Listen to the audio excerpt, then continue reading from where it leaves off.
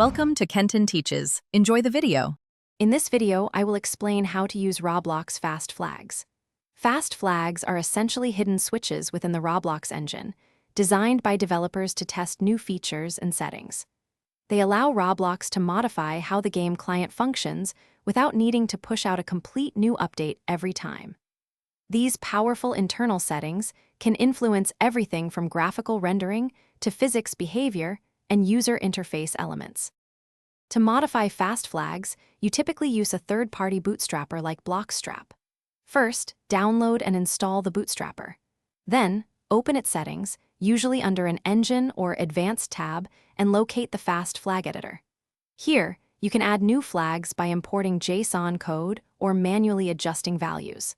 After making your desired changes, remember to save the configuration and restart your Roblox client for the settings to take effect.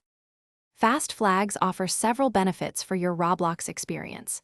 Many users leverage them to optimize game performance, potentially boosting frame rates by hundreds of frames per second and lowering network latency.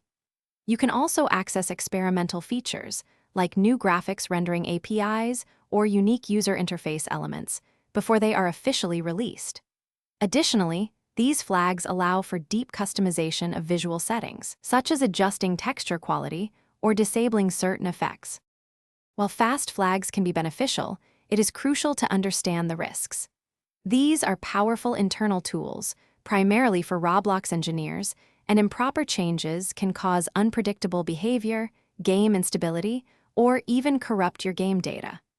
Roblox does not officially support third-party tools for modifying these flags. Always exercise caution and research.